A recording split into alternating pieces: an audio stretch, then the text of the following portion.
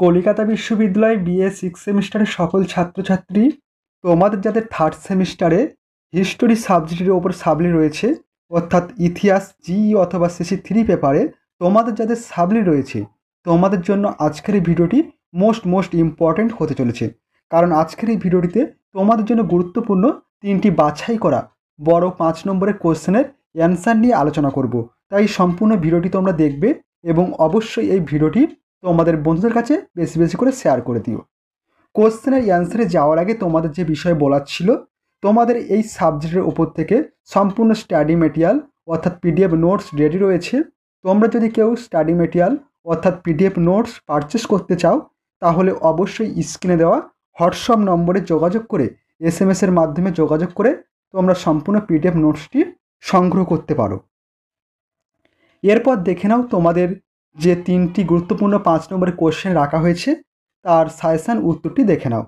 দেখো, প্রথম 5 নম্বরের কোশ্চেন ছিল, দেখো কোশ্চেনটি ছিল আলাউদ্দিন খলজির বাজার নিয়ন্ত্রণ নীতির সংক্ষিপ্ত বিবরণ দাও।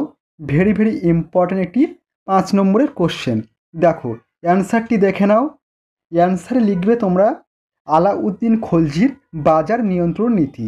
প্রথম পয়েন্ট, আলাউদ্দিন খলজি অর্থনৈতিক পরীক্ষা নিরীক্ষা ও নানা সংস্কারগুলির মধ্যে সবচেয়ে উল্লেখযোগ্য ছিল দ্রব্যমূল্য নিয়ন্ত্রণ। বিশাল সংখ্যক সেনাবাহিনীর খরচ এবং দিল্লির নাগরিকদের স্বল্প মূল্যে ভোগ্য পণ্য সরবরাহের জন্য তিনি জিনিসপত্রের দাম বেঁধে দিয়ে বাজার দর নিয়ন্ত্রণ করেছিলেন। তিনি সর্বপ্রথম মূল্য নিয়ন্ত্রণ ব্যবস্থার প্রবর্তক ছিলেন। আলাউদ্দিন খলজির শাসন ব্যবস্থা পুরোপুরি সামরিক শক্তির ওপর নির্ভরশীল ছিল। তিনি বিরাট সৈন্যদল গঠন করেন এবং সৈন্যদের বেতন নির্দিষ্ট করে দেন। তিনি বাজারের সমস্ত নিত্য প্রয়োজনীয় দ্রব্যের মূল্য ঠিক করে দেন। তার আমলে দিল্লিতে 4টি বড় বাজার ছিল। এই সব বাজারের খাদ্যদ্রব্য ঘোড়া বিক্রি হতো। বাজার দর তদারকের জন্য কর্মচারী নিয়োগ করেন। সুলতানের ঠিক করে দেওয়া দামের থেকে বেশি দাম নিলে বা ক্রেতাকে ওজনে কম দিলে কঠোর শাস্তি দেওয়া হতো। এইভাবে তিনি বাজার দর নিয়ন্ত্রণ করেছিলেন। নেক্সট পয়েন্ট লিখবে আলাউদ্দিন খলজির বাজার নিয়ন্ত্রণের উদ্দেশ্য। তারিখ ফিরোজ শাহী গ্রন্থে বারনী লিখেছেন যে মঙ্গল আক্রমণের বিরুদ্ধে একটি বিশাল ও শক্তিশালী সেনাবাহিনী গড়ার উদ্দেশ্যে আলাউদ্দিন বাজার নিয়ন্ত্রণ নীতি কার্যকর করেছিলেন। তিনি আরও বলেছেন, সেনাবাহিনীর সুখ স্বাচ্ছন্দ্যের প্রতি আলাউদ্দিনের পিতৃসুলভ দৃষ্টি ছিল, কারণ সাম্রাজ্যবাদী একজন শাসক হিসেবে তিনি জানতেন যে এই বাহিনীর আনুগত্য, সেবা ও দক্ষতার কর্তৃত্ব সাম্রাজ্য দাঁড়িয়ে আছে। কিন্তু সমস্যা হলো রাজকোষের ওপর বিরাট চাপ সৃষ্টি না করে বিশাল সেনাবাহিনী গঠন কিভাবে সম্ভব। এমত অবস্থায় আলাউদ্দিন তার পরামর্শদাতাদের সাথে আলোচনা করে স্থির করেন যে তিনি সেনাবাহিনীর বার্ষিক বেতন স্থায়ীভাবে বেঁধে দেবেন। ফলে রাজকোষের উপর অকারণ চাপ পড়বে না। অন্যদিকে নিত্য প্রয়োজনীয় দ্রব্যের সর্বোচ্চ মূল্য এমন হারে নির্দিষ্ট করা হবে যাতে নির্দিষ্ট বেতনভোগী সৈনিকদের সুখী ও সুস্থভাবে জীবন ধারণ অসম্ভব না হয়। এই ছিল তোমাদের প্রথম কোশ্চেনটির অ্যান্সার।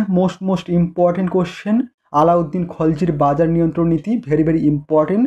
তোমাদের কিন্তু এবছর সাবলি এক্সামে আসার সম্ভাবনা খুবই রয়েছে।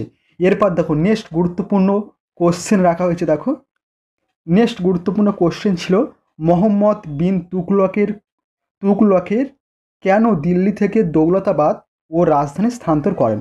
মোহাম্মদ বিন তুগলক কেন দিল্লি থেকে দৌলতাবাদ রাজধানী স্থানান্তর করেন। ভেরি ইম্পর্টেন্ট একটি 5 নম্বর কোশ্চেন। দেখো উত্তরটি দেখো। উত্তরে লিখবে দিল্লির সুলতান মোহাম্মদ বিন তুগলকের রাজত্বকালে পরীক্ষা নিরীক্ষা কাল হিসেবে চিহ্নিত করা হয়। বিপুল উদ্ভাবনী শক্তির অধিকারী মোহাম্মদ তুগলক নিত্য নতুন পরিকল্পনা গ্রহণ করে ইতিহাসের আলোচনার কেন্দ্রে পরিণত হয়েছেন। মোহাম্মদ বিন তুগলকের বিভিন্ন পরীক্ষা নিরীক্ষার অন্যতম ছিল দৌলতাবাদের রাজধানী স্থাপন। জিয়াউদ্দিন বারনীর বিবরণ থেকে জানা যায়, সিংহাসনে আরোহণের কিছুকাল পরেই 1324 থেকে 29 খ্রিস্টাব্দে তিনি দক্ষিণ ভারতের দেবগিরিতে রাজধানী স্থানান্তর করেছিলেন। দেবগিরিকে সুসজ্জিত করে এর নাম দেওয়া হয়েছিল দৌলতাবাদ। বারুণীর মতে দেবগিরি সাম্রাজ্যের কেন্দ্রস্থলে অবস্থিত হওয়া মুঘলদের আক্রমণ থেকে তার নিরাপত্তা ছিল বেশি। উপরন্তু কেন্দ্রস্থল থেকে সুলতানি সাম্রাজ্যের ওপর নজরদারি সহজ হতো, তাই তিনি দিল্লি থেকে সমস্ত আমলা, প্রশাসনিক দপ্তর, অভিজাত বর্গ এমনকি সাধারণ মানুষকেও দৌলতাবাদে যাবার নির্দেশ দিয়েছিলেন এবং রাজধানী দিল্লি কার্যত একটি জনমানবহীন অঞ্চলে পরিণত হয়েছিল। বারুণী ইবন বতুতা, ঈশানী প্রমুখ মোহাম্মদ কর্তৃক রাজধানী স্থানান্তরের নানা কারণ ও সুলতানের নৃশংসতার বর্ণনা দিয়েছেন। এরপর দেখো নেক্সট 3 নম্বর কোশ্চেন রাখা হয়েছে। দেখো কোশ্চেনটি ছিল মধ্যযুগে ভারতে সুফি আন্দোলনের প্রধান বৈশিষ্ট্যগুলি কী ছিল। ভেরি ভেরি ইম্পর্টেন্ট একটি 5 নম্বর কোশ্চেন। দেখো অ্যান্সারটি দেখে নাও।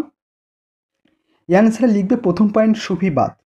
খ্রিস্টীয় নবম দশম শতাব্দীতে ইসলাম ধর্মে এক সংস্কারকামী উদার মতবাদের উদ্ভব ও প্রসার ঘটে। এই আন্দোলন সুফিবাদ নামে পরিচিত। আরবি শব্দ সুফ এর অর্থ পশম বা উল। বিশেষজ্ঞদের মতে এই মতবাদের প্রচারক সন্তগণ এক বিশেষ ধরনের পশমের পোশাক পরতেন। সম্ভবত সেই থেকে এরা সুফি নামে পরিচিতি লাভ করেন এবং এদের মতবাদ সুফিবাদ নামে অভিহিত হয়। নেক্সট পয়েন্ট সুফিবাদের বৈশিষ্ট্য। 1 নম্বর বৈশিষ্ট্য একেশ্বরবাদ।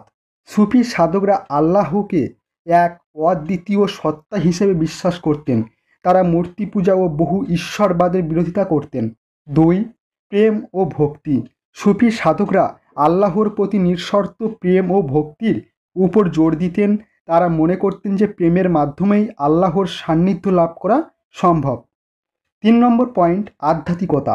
সুফি সাধকরা বাহ্যিক আচার অনুষ্ঠানের চেয়ে আধ্যাত্মিক উন্নতির ওপর বেশি গুরুত্ব দিতেন। তারা মনে করতেন যে আত্মশুদ্ধির মাধ্যমে আল্লাহর সাথে সরাসরি সম্পর্ক স্থাপন করা যায়। নেক্সট বৈশিষ্ট্য মানবতাবাদ। সুফি সাধকরা জাতি, ধর্ম, বর্ণ নির্বিশেষে সকল মানুষের প্রতি সমান শ্রদ্ধা ও ভালোবাসা প্রদর্শন করতেন। তারা সমাজের সাম্য ও ভ্রাতৃত্বের আদর্শ প্রচার করতেন। 5 নম্বর বৈশিষ্ট্য অতীন্দ্রিয়বাদ। সুফি সাধকরা মনে করতেন যে ধ্যান ও যোগাযোগের মাধ্যমে আল্লাহর সাথে সরাসরি যোগাযোগ স্থাপন করা সম্ভব। তারা আধ্যাত্মিক অভিজ্ঞতার উপর বিশেষ গুরুত্ব দিতেন। 6 নম্বর পয়েন্ট পীর ও মুরিদ। সুফি আন্দোলনের পীর বা আধ্যাত্মিক গুরুর বিশেষ ভূমিকা ছিল। মুরিদ বা শিষ্যরা তাদের পীরের কাছে আধ্যাত্মিক শিক্ষা গ্রহণ করতেন এবং তাদের দেখানো পথে চলতেন। 7 নম্বর বৈশিষ্ট্য খানকা। খানকা ছিল সুফি সাধকদের আবাস ও সাধনাস্থল।